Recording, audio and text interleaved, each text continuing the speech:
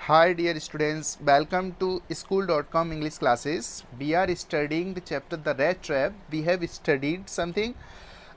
उसे शुरू करने से पहले हम एक बार थोड़ा सा रिवाइज कर लेते हैं। तो हमने जो है सैल्मन लेगालोफ के बारे में आपको बता रखा था, और इसमें हम जब शुरुआत कर रहे थे तो एक पर्सन की स्टोरी है जो वैगाबॉन्ड है। वैगाबॉन्ड से मतलब उसकी कोई फैमिली नहीं है, ना बीवी ना बच्चे, और उसके कोई ठहरने की कोई रुकने की जगह भी नहीं है। इट मीन्स उसका कोई घर वगैरह नहीं है जहाँ पर भी वो हो सकता है अपना टाइम काटता है।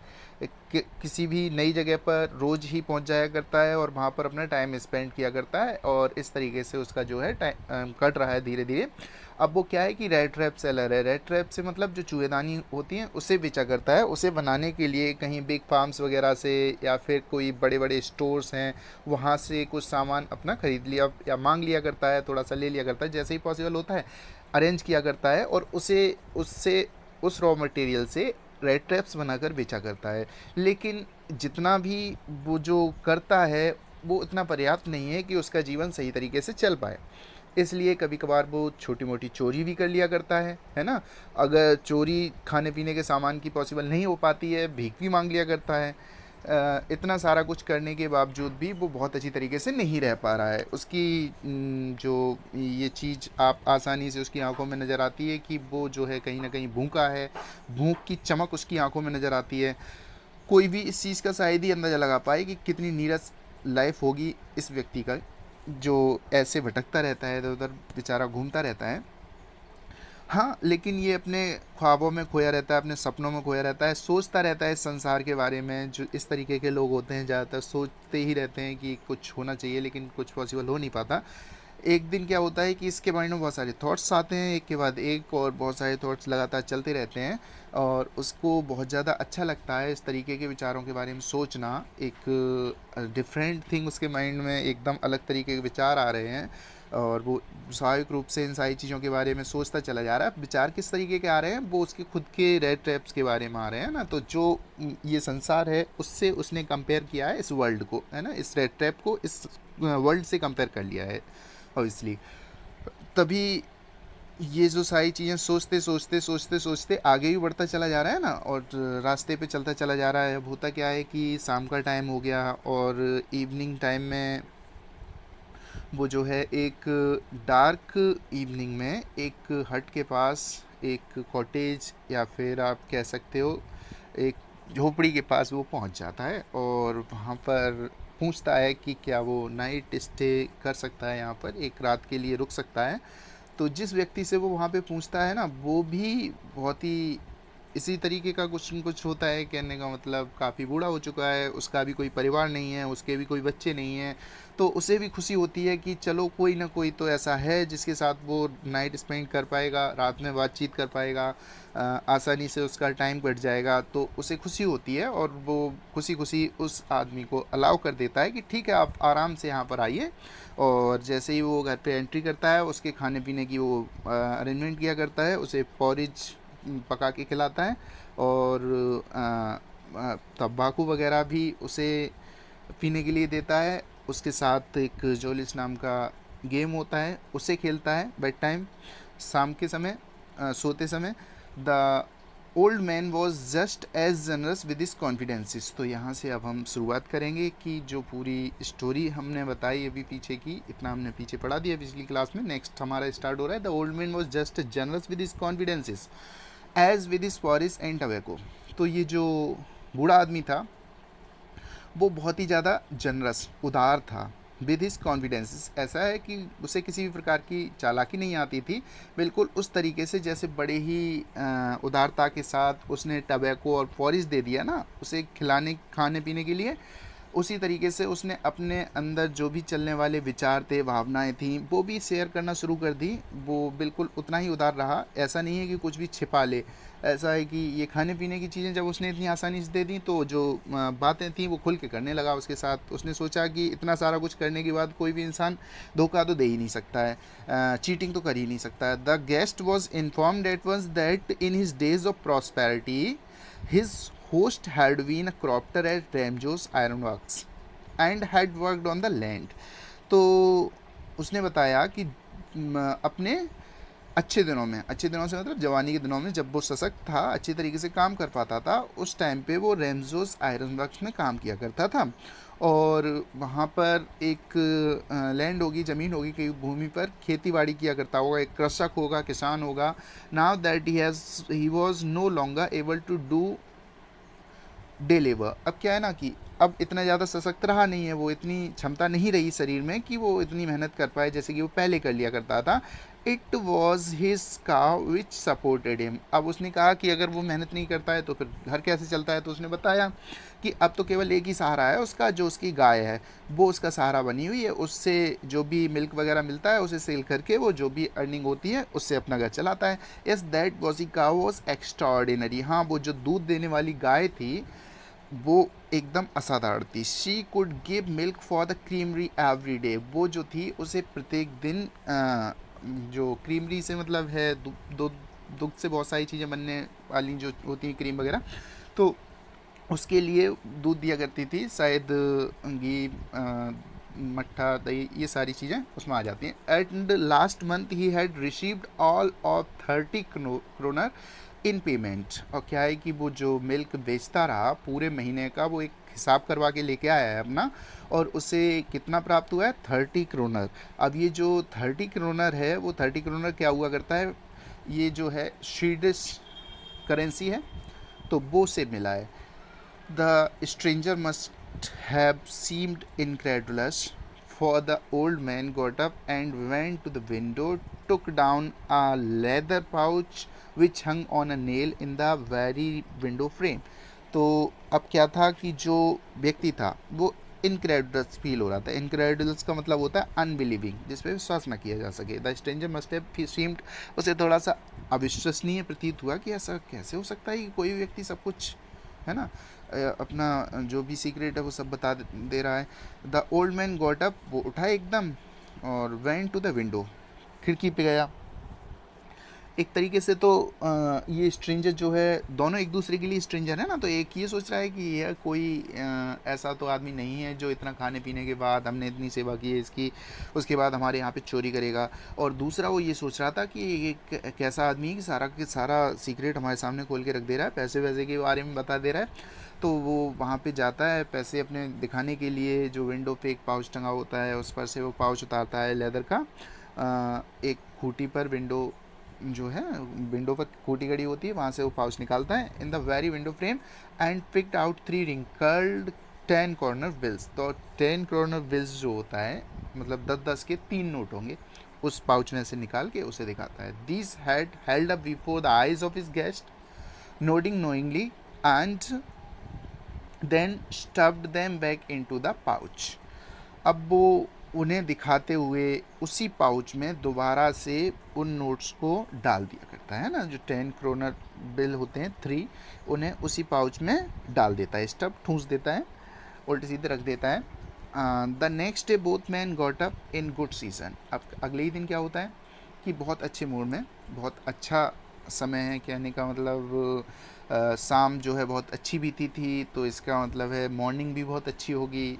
बहुत खुश होकर सोए थे शाम को, तो सही टाइम से ये उठ जाते हैं। The crofter was in a hurry to milk his cow. अब क्या है कि जैसे कि वो बता चुका है, ये मिल्क जो है उसका, या फिर जो काव है वही उसका सहारा है, तो उसका मिल्क दूध काटने के लिए वो सुबह को उठ जाता है। And the other man probably thought he should not stay in bed when the head of the house had gotten up. तो जो दूसरा आदमी जो कि वैगाबॉन्ड है वहाँ पर आया हुआ था, वो सोचता है कि अगर एक जो इसका मालिक है वो अगर यहाँ से उठकर चला गया है तो अब उसे भी नहीं सोना चाहिए, यहाँ पर बेड पे नहीं रहना चाहिए। They left the cottage at the same time. तो उसने दोनों जो हैं एक ही टाइम पे कॉटेज को छोड़ देते हैं। कहने का मतलब ये हुआ कि जब वो जा रहा था अपनी गाय का दूध काटने के लिए, तो उस टाइम पे अगर वो वहाँ पे बैठा रहता, सोता रहता या लेटा रहता, तो वो उस कॉटेज के अंदर अकेला रह जाता, तो उसने थोड़ा सा अनकम्फर्टेबल फील किया होगा। तो उसने सोचा कि क्यों ना, अगर इसका मालिक बाहर जा रहा है तो हमें भी अब बाहर चलना चाहिए, दिन निकल आया तो यहाँ से अपना काम देखना चाहिए। तो the क्रॉप्टर locked the door, sorry, the क्रॉप्टर locked the door and put the key in his pocket. उसने क्या किया कि जो जब दोनों निकल गए तो उसने दरवाजे को बंद कर दिया और लॉक करके और उसकी की जो थी अपनी पॉकेट में डाल ली। The man with the red trap said goodbye and thank you. जैसा कि उसका कर्तव्य बनता था, उसने उसे गुड बाय बोला, थैंक यू बोला, and thereupon each went his own way, और फिर वहाँ से वो थे दोनों के दोनों अपने अपने रास्ते चले गए। But half an hour later the red trap peddler stood again before the door. क्या होता है कि थोड़ी दूर जाने के बाद जो रेड ट्रैप सेलर है वो वापस लौट कर आ जाता है और वो दोबारा से उसी दरवाजे के सामने आकर खड़ा हो जाता है। कौन से दरवाजे के? जिस कॉटेज में वो रात में रुका था उस दरवाजे के सामने। He did not try to get in, उसने सीधे अंदर जाने की कोशिश नहीं करी। However he only went up to the window, smashed a pane, stuck in his hand and got hold of pouch with the 30 kronor. उसने क्या किया कि विंडो के ऊपर जो पेन शीशा लगा हुआ था उसे उसने तोड़ दिया, अपना हाथ बढ़ाया और उस पाउच को जिसमें कि 30 क्रोनर रखे हुए थे, हाथ बढ़ाकर उस पाउच को खींच लिया, निकाल लिया। He took the money and thrust it into his own pocket. उस पाउच में से निकाल कर वो जो 10 के 3 नोट्स थे, 3 बिल्स थे, उसे अपनी जेब में रख लिया। Then he hung the leather pouch very carefully in its place and went away. फिर उसने क्या किया कि उस पाउच को जिस जगह पर वो जैसा टंगा था वैसे ही टांग दिया, खाली करके।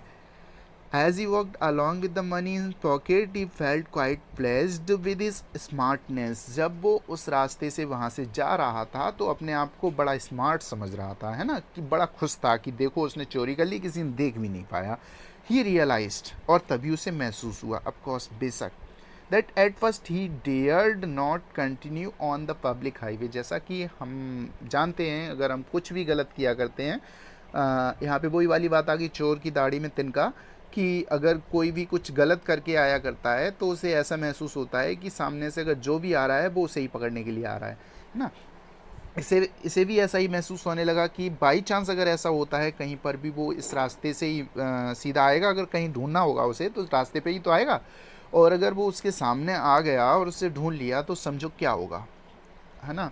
उस चीज़ को सोचकर ही वो कांप गया एकदम। But must turn off the road into the woods. तो उसने ये सोचा कि इस रास्ते पे चलना अच्छी बात नहीं है, और उसने उस रास्ते को छोड़ा और वो किधर को निकल गया? इनटू द वुड्स, जंगल की तरफ, है ना, जंगल में मुड़ गया।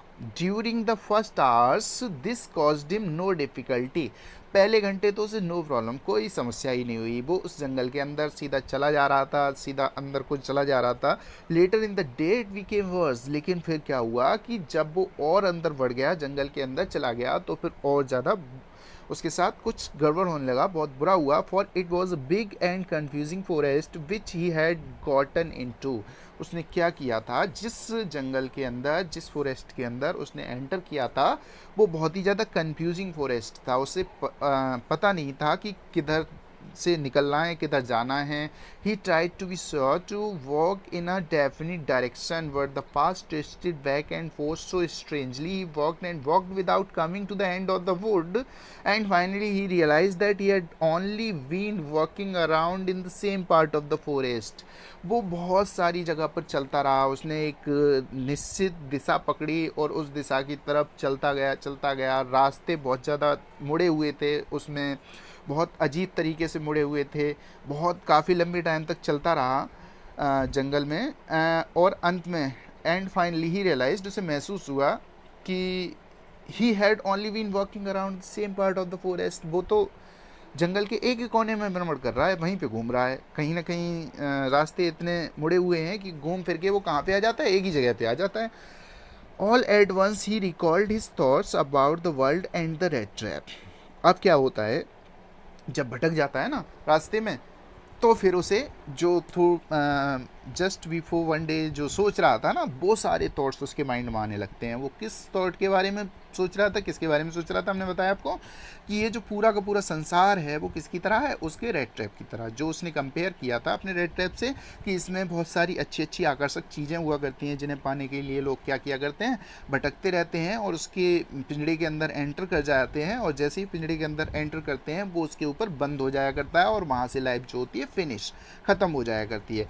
Now now his on turn had come, अब उसे ऐसा लगने लगा था कि जिस तरीके से बहुत सारे लोग इसमें फंस चुके थे, बहुत सारे लोग जो इसमें फंसने वाले थे उनके बारे में सोच रहा था, अब उन्हीं में से ये भी एक बन गया है ना, अब उसका नंबर आ गया। He had let himself be fooled by a bait and had been caught. अरे ये क्या हुआ, एक चारे के द्वारा, एक बेट के द्वारा है ना, उसे बेवकूफ़ बना दिया गया, वो खुद में मूर्ख बन गया है और अब क्या हुआ, फंस चुका है वो। The whole forest with its trunks and branches, it thickets and fallen logs closed in upon him like a impenetrable prison from which he could never escape। अब क्या हो रहा था कि पूरा का पूरा संसार, मोटे मोटे तने वाले वृक्ष, टहनियाँ, झाड़ियाँ, झुरमुट, गिरी हुई लकड़ियाँ, और ऐसा लग रहा था इन सारी चीज़ों ने मिलकर उसको एक जेल में बंद कर रखा है। एक ऐसी जेल, इम्पेनेटेबल प्रिजन है जिसे भेदा नहीं जा सकता, भेदे तोड़ा नहीं जा सकता, इसे तोड़कर बाहर नहीं निकला जा सकता। From which he could never escape, ऐसा लगने लगा उसे कहीं ना कहीं कि अब वो इससे कहीं पर भी बचकर नहीं जा सकता, अब वो यहाँ से बचकर नहीं निकल सकता, कभी नहीं निकल पाएगा, ऐसा उसे फील हुआ। इट वॉज लेट इन दिसंबर, ये कब की बात है, लेट इन दिसंबर से मतलब काफ़ी सर्दियाँ है ना, जब दिसंबर लास्ट होने में आता है तो फिर आप समझ सकते हो कितनी तेज़ सर्दी होती है। Darkness was already descending over the forest, तो अब क्या है कि पूरे दिन हो गया ऐसे चलते चलते इधर उधर भटकते हुए, अब आप इमेजिन कर सकते हो मॉर्निंग में ये लोग उठे थे है ना, उसके just after half an hour ये उसी हाट के सामने पहुंच गया था और वहां से फिर भागना शुरू किया, 1 आवर एंटर किया, फिर उसके बाद से पूरा दिन हो गया ऐसे रास्ता ढूंढते हुए है ना, पूरा दिन चलने के बाद भी इसे रास्ता नहीं मिला और शाम होने आई है। आप समझ सकते हो प्रॉब्लम कितनी बड़ी हो गई होगी उसके लिए। दिस इंक्रीज द डेंजर, अब क्या था, अब शाम हो रही है और इतना घना जंगल, खतरा बढ़ता चला जा रहा है। And increase also is gloom and dispatch, जैसे जैसे खतरा बढ़ रहा था, शाम बढ़ रही थी, अंधेरा बढ़ रहा था, इसके दुख भी बढ़ता चला जा रहा था, इसकी उदासी भी बढ़ती चली जा रही थी। Finally he saw no way out, अंततः फिर उसे कोई रास्ता नज़र नहीं आया। And he sank down on the ground, फिर क्या होता है, वो ज़मीन पर बैठ जाता है।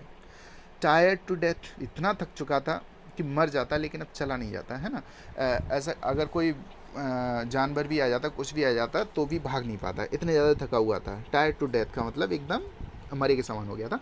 Thinking that is last moment had come, अब क्या सोच रहा था, पूरे दिन चलते चलते बहुत लंबा टाइम होता है ना, कितना भी कम टाइम 6-7 आवर्स तो चला ही होगा ना, तब इवनिंग नाइट टाइम हो पाया होगा।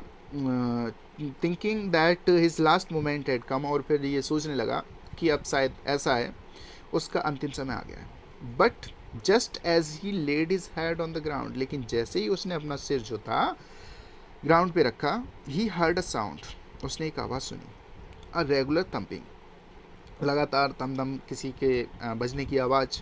There was no doubt as to what that was, इसमें तनिक भी संदेह नहीं था, इसमें बिल्कुल भी संदेह नहीं किया जा सकता था कि ये किसकी आवाज़ है। ही रेज्ड हिमसेल्फ, जैसे तैसे उठा। Those are the hammer strokes from an iron mill, ये जो थे वो क्या चीज़ थी, आवाज़ आ रही थी आयरन मिल से, और ये हैमर हथौड़े की आवाज़ थी। ही थॉट, उसने सोचा, there must be people nearby, अरे आसपास अवश्य कोई इंसान होंगे तभी तो ये आवाज़ आ रही है। ही समन ऑल हिज स्ट्रेंथ, जितनी भी ताकत उसकी बची हुई थी है ना, एकत्रित करके गॉट अप, उठ गया एंड स्टैगर्ड, लड़खड़ाते हुए in the direction of the town, चलना शुरू कर दिया उसने, उस दिशा में चलना शुरू कर दिया जिधर से आवाज़ आ रही थी। द रेंजो आयरन वर्क्स, अब ये जो जगह थी वो कौन सी थी, जिसके बारे में उस क्रॉप्टर ने चर्चा की, कौन से क्रॉप्टर ने, जिसके यहाँ पे ये रात में रुका था। Which are now close down, अब वो लगभग बंद हो गया था। Were not so long ago a large plant with smelter, rolling mill and forge in the summertime, long lines of heavy loaded barges and scows slide down the canal। अब क्या था कि विच आर नाउ क्लोज, तो range जो iron works जो था वो क्या था, अब लगभग बंद होने के कगार पे था, लेकिन बहुत ज़्यादा टाइम नहीं हुआ था उसे बंद हुए, अभी अभी थोड़े टाइम पहले ही ये जो था बंद हुआ था। तो वहाँ पर बहुत सारी चीज़ें खड़ी देखी उसने, क्या क्या था देखते हैं। वर not so long a large plant, काफ़ी बड़ा प्लांट था। विच विद स्मेल्टर, स्मेल्टर जो पिघलाने वाला कुछ होता होगा, रोलिंग मिल है ना, एंड फोर्ज फोज का मतलब जिसके अंदर लोहार अपना काम किया करते हैं, पूरी की पूरी आप वो उस कमरे को कह सकते हो। In the summer time long lines of heavily loaded barges. तो long time heavily loaded barges क्या होती है? बार्जेस होती है फ्लैट बॉटम्ड फ्राइट बोट्स। तो माल ढोने वाली जो फ्लैट बॉटम वाली नौकाएं होती हैं ना, उन्हें बार्जिस कहते हैं। और दूसरा है स्काउज, स्लाइड डाउन द कैनल। स्काउज क्या होती हैं? स्काउज जो होती हैं फ्लैट बॉटम बोट्स, है ना। तो फ्लैट बॉटम बोट्स जो होती हैं उन्हें हम स्काउज कहते हैं। कहने का मतलब दोनों नाव हैं, है ना, जिनमें वहाँ से जो लोहा वगैरह निकाला जाता होगा उस पर लाद के, वहाँ एक पास में कोई नहर वगैरह होगी उसमें वो खड़ी रहती होंगी और उस पर लाद के वहाँ से ले जाया जाता होगा। तो वहाँ से कुछ नाव वगैरह भी जा रही होंगी, which led to a large inland lake. और फिर जो है वो उसे कहाँ पर लेके जाया करती थी? एक बड़ी सी पास में ही कोई लेक, झील होगी, उसकी तरफ को वहाँ से वो जा रहे थे। And in the winter time the roads near the mill were black from all the coal dust which sifted down from the wick charcoal craters. तो वो जो वहाँ पर रोड्स थे वो क्या थे कि पूरे के पूरे ब्लैक हो गए थे, क्योंकि वहाँ कोयले का बहुत ज़्यादा यूज हुआ करता था। आप जानते हैं कि जिस जगह पर लोहा पीटा जाता है या फिर उसे पिघलाया जाता है कुछ भी, तो वहाँ पे ज़्यादातर कोयला का यूज़ होता है। और जहाँ कोयला जलता होगा वहाँ पे कार्बन इधर उधर बहुत सारा मिल जाएगा आपको। चारकोल क्रेट्स वहाँ पे रखी हुई थी ना, तो पूरा का पूरा काला हो चुका था सारा रास्ता, या जो कुछ भी वहाँ पे पत्ते वगैरह जो दिख रहा होगा सब कुछ, which led to a large inlet lake. And in the winter time, ये विंटर टाइम को विंटर टाइम है, in the roads near the mill, जो भी रोड्स थे were black from all the coal dust, जो कोल से निकलने वाली डस्ट थी उससे पूरी तरीके से ब्लैक हो गए थे। Which sifted down from the big charcoal crates, जो चारकोल की क्रेट्स, जो खांचे वगैरह वहाँ पे रखे रहते ना, उनमें भरे हुए जो चारकोल था उससे उड़कर जो काला चाती होगी उससे पूरे काले हो गए हों। During one of the long dark evenings, just before Christmas, the master smith and his helpers sat in the dark forge near the furnace, waiting for the pig iron, which had been put in the fire to be ready to put on the anvil. क्या था? During one of the long dark evenings, एक बार की बात क्या है उस time पे उन लंबी लंबी इवनिंग्स में क्या है कि शाम के टाइम पे जो सर्दियों की शाम होती हैं वो काफ़ी लंबी होती हैं। जस्ट बिफोर क्रिसमस की बात है ना, तो आपको बता दिया है कि ये लेट दिसंबर की बात है, बिल्कुल क्रिसमस आने वाला होता है 25 दिसंबर को, तो उस टाइम की बात है। तो वहाँ पर द मास्टर स्मिथ का मतलब जो मुख्य लोहार था, एंड इज हेल्पर, है ना, sat in the dark force, उस के अंदर बैठे थे जहाँ पर लोहार अपना काम किया करता है, नियर द फर्नेस, किसके पास? भट्टी के पास। Waiting for the pig iron, किसके? जो ढलमा लोहा, कच्चा लोहा होता है उसका इंतजार कर रहे थे। तो काफ़ी लंबी जो इवनिंग्स थी जस्ट बिफोर क्रिसमस, उस टाइम पर जो मास्टर स्मिथ अपने हेल्पर्स के साथ बैठा बैठा कच्चे लोहे का इंतजार कर रहा था कि वो निकल के आए, फिर वो उसे पीट कर कुछ बनाए, है ना। Which had been put in the fire, उस लोहे को कहाँ पे रखा गया था? फायर के अंदर रखा गया था। जब लोहा बहुत ज़्यादा लाल हो जाता है तो उसके ऊपर जब मार पड़ती है तो फिर जिस भी आकार में उसे डालना होता है उस आकार में डल जाया करता है। बस वो उसी के इंतजार में था। To be ready to put on the anvil. Anvil क्या होता है? न्याई होती है। न्याई क्या होता है? एक बड़ा सा लोहे का टुकड़ा हुआ करता है जिसके ऊपर रखकर जो लोहार होते हैं वो उस लोहे को कूटा करते हैं और उसे अलग अलग शेप में डाला करते हैं। Every now and then, one of them got up to stare the glowing mass with a long iron bar, returning in a few moments, dripping with perspiration, though as was the custom, he wore nothing but a long shirt and a pair of wooden shoes. तो क्या हुआ करता था? कभी कभार, है ना, जब कभी एक इंसान वहाँ से उठकर जाया करता था और stair the glowing mask with a long iron bar, तो चमकता हुआ एक लंबा सा सरियाँ वगैरह होंगी कुछ भी, उससे दबा कर वहाँ से जो गर्म लोहा, बिल्कुल लाल तपता हुआ लोहा निकाल कर लाया करता था और कुछ ही क्षण में वहाँ से लौट के आया करता था। अब क्या है कि जिस जगह से वो निकाल के लाया करता था वो जगह जो थी वहाँ पर बहुत ही ज़्यादा टेम्परेचर होगा और उस समय निकालते वक्त वो जो है कुछ ज़्यादा गर्मी फील करने की वजह से, मेहनत करने की वजह से अब पूरा का पूरा पसीने में भीग जाता था, मेहनत का पसीना।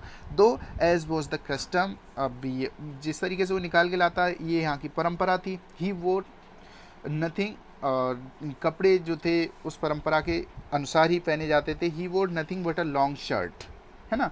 क्या एक लंबी शर्ट पहने रहता था and a pair of wooden shoes, और क्या पहने रहता था, एक जोड़ी लकड़ी के जूते। लकड़ी के जूते क्यों, कारण उसका, अगर भट्टी के पास आप प्लास्टिक के पहन के जाओगे तो तुरंत ही पिघल के वो पैरों में ही चिपक जाएंगे। All the time there many sounds to be heard in the forge, हर वक्त वहाँ पर कुछ ना कुछ पीटने की आवाज़, कहीं पे लोहा डालने की आवाज़, कहीं से कुछ उठाने की आवाज़, ये सब कुछ आती रहती थी। The big bellows groaned and the burning coal cracked, ये सारी आवाज़ें भी आती रहती थी। बिग बेलोज बड़ी बड़ी धोंकनी थी, ग्राउंड वो एकदम ऐसा लगता था दहाड़ सी रही हो, and the burning coal cracked, और जो जलता हुआ लोहा था वो टूटता था, चटकता था, उसकी आवाज़। The fire was shovelled charcoal into the maw the furnace with a great deal of a clatter.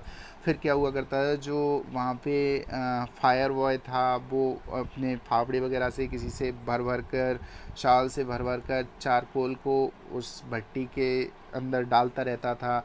जब वो उस कोयले को अंदर डालता था तो उसके गिरने की आवाज़ भी, कड़कड़ क्लेटर की आवाज़ आया करती थी। आउटसाइड रोअर्ड द वाटरफॉल, और एक आवाज़ और भी थी वहाँ पर कि उस मिल के बाहर जो था एक वाटरफॉल था उसके गिरने की। And sharp north wind weave the rain against the brick tile roof, और काफ़ी तेज़ से जो चलने वाली हवाएं थी, बारिश हो रही थी तो जब तेज़ से चलने वाली हवाएं आया करती थी तो एक बहुत तेज़ से जो बारिश थी वो किस पे टकराती थी, ब्रिक टाइल रूफ पर। ब्रिक जो ईंटों से टाइल से बना हुआ जो रूफ था, छत था, उसके ऊपर वो हवाएं टकराती थी।